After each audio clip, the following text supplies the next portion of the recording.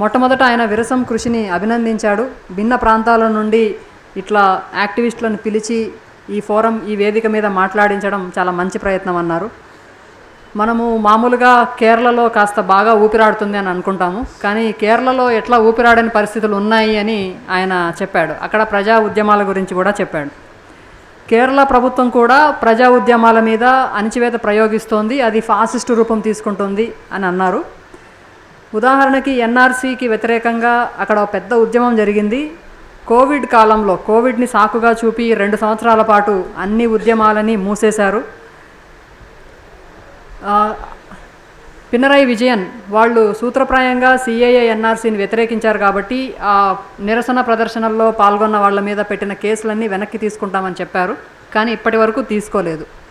కానీ విచిత్రంగా శబరిమలై ప్రవేశానికి వ్యతిరేకంగా అక్కడ సంఘ పరివార్ పెద్ద ఎత్తున ఉద్యమం చేసింది, పెద్ద ఎత్తున ఆందోళనలు చేసింది. ఆ వివాదంలో పెట్టిన కేసుల్ని మాత్రం కొట్టేశారు.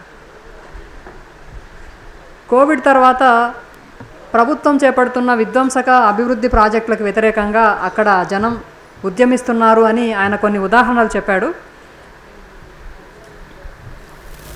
సిల్వర్ లైన్ రైల్వే ప్రాజెక్ట్ వ్యతిరేకంగా నిరసన ప్రదర్శనలు పెద్ద ఎత్తున జరిగాయి.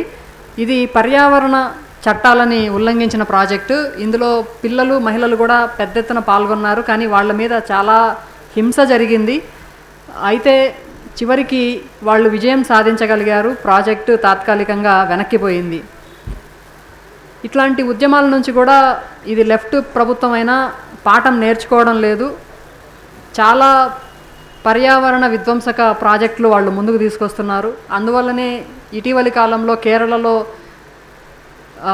వరదలు ఎక్కువయ్యాయి. ఈ మధ్యకాలంలో వయనాడులో కొండచర్య విరిగిపడడం జరిగింది.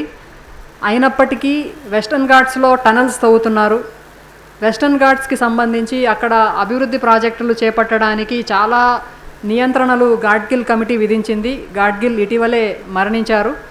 ఆయన చెప్పిన ప్రతిపాదనలేవి ప్రభుత్వం తీసుకోలేదు, అన్నిటినీ పక్కన పెట్టేసి వెస్టర్న్ ఘాట్స్లో చాలా విధ్వంసక ప్రాజెక్టులని ముందుకు తీసుకొని పోతున్నారు.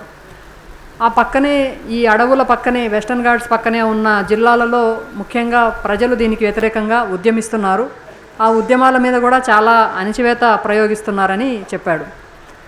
అక్కడ ఒక సమస్య ఉంది, అదేంటంటే ఈ వెస్టర్న్ ఘాట్స్లో పర్యావరణ విధ్వంసం జరగడం వల్ల అక్కడ అడవుల్లో ఉన్న ఏనుగులన్నీ పల్లె ప్రాంతాలకి వస్తున్నాయి. అక్కడ ఈ పల్లెల మీద, ప్రజల మీద ఏనుగులు దాడి చేస్తున్నాయి. ముందు ఏనుగులు దాడి చేసినప్పుడు అక్కడ జనం వచ్చి డ్రమ్స్ మోగిస్తే ఆ ఏనుగులన్నీ పారిపోయేవి. కానీ ఇటీవలి కాలంలో ఏనుగులు ఆ డప్పుల డ్రమ్స్కి శబ్దానికి కూడా అలవాటు పడిపోయాయి. ఎందుకు అనంటే వాటికి వెనక్కి పోవడానికి అడవులు లేవు. అడవులన్నీ విధ్వంసం చేసిన తర్వాత ఏనుగులు ఏం చేస్తాయి? కాబట్టి ఈ సమస్యకి మూల కారణం పర్యావరణ విధ్వంసంలో ఉంది. అయితే అడవుల పరిరక్షణ పేరుతో అడవుల్లో కట్టెలు కొట్టుకునే ఆదివాసుల్ని వేధిస్తారు, కానీ వాళ్ళని విధ్వంసకులుగా చూస్తారు, కానీ పెట్టుబడిదారులను కాదు. పెట్టుబడి చేసే విధ్వంసము, అడవుల్లో చెట్లు కొట్టుకునే వాళ్ళు చేసే విధ్వంసం ఒకటి కాదు అని చెప్తూ ఇంకా ఇతర ఉద్యమాల గురించి కూడా ఆయన ప్రస్తావించారు. తిరువనంతపురం ప్రాంతంలో అదానీ పోర్టుకి వ్యతిరేకంగా ఒక పెద్ద ఉద్యమం జరిగింది. అక్కడ ఈ పోర్టు వల్ల తీర ప్రాంత విధ్వంసం జరుగుతుంది.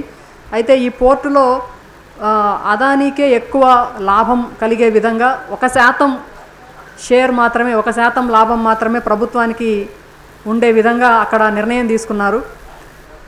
దీనికి వ్యతిరేకంగా మత్స్యకారులు పెద్ద ఎత్తున ఉద్యమించారు.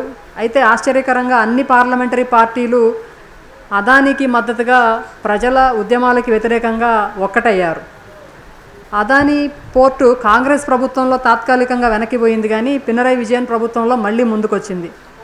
అట్లాగే NH66 ఈ నేషనల్ హైవే 1640 కిలోమీటర్లు పొడవు ఉన్న ఈ నేషనల్ హైవే సుమారు 4 రాష్ట్రాల గుండా పోతుంది. ఇక్కడ ఈ నేషనల్ హైవే వేయడానికి వెస్టర్న్ ఘాట్స్ని విధ్వంసం చేయాల్సిన, అక్కడ కొన్ని చెట్లన్నీ నరికేయాల్సిన పరిస్థితి వచ్చింది. దీనికి వ్యతిరేకంగా కూడా ప్రజలు ఉద్యమిస్తున్నారు. టోల్ ప్లాజా మీద ప్రజలు పెద్ద ఎత్తున ఆందోళన చేసి టోల్ బూత్ని పడగొట్టిన ఒక సంఘటన కూడా జరిగింది. దాన్ని కూడా ఆయన కోట్ చేశారు. అట్లాగే మీనంపుర ఆదివాసీ పోరాటం చాలా స్ఫూర్తిదాయకంగా 2023 నుంచి నడుస్తోంది. ఇందులో పురోగమన యువజన ప్రస్థాన కూడా పాల్గొంటున్నది. పోయిన సంవత్సరం జరిగిన ఆశా హెల్త్ వర్కర్స్ సమ్మె చాలా స్ఫూర్తిదాయకమైనది. ఇందులో వేలాది మహిళలు పాల్గొన్నారు. SUCI అనే కమ్యూనిస్టు సంస్థ దీన్ని లీడ్ చేసింది. దీనికి చాలామంది ప్రజాస్వామికవాదులు, ఫెమినిస్టులు కూడా మద్దతు తెలిపారు. వాళ్ళు ముఖ్యంగా మహిళలు వేరువేరు సాంస్కృతిక కళారూపాల్లో వాళ్ళ హక్కుల గురించి వాళ్ళు ప్రచారం చేశారు. పెద్ద ఎత్తున మద్దతు కూడగట్టుకోగలిగారు.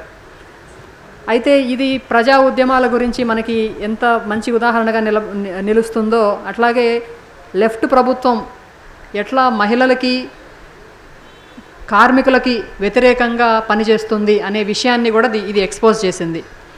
ప్రభుత్వం విప్లవ రాజకీయాల పట్ల వ్యవహరించే తీరులో కూడా చాలా అణచివేత ధోరణినే ప్రయోగిస్తోంది.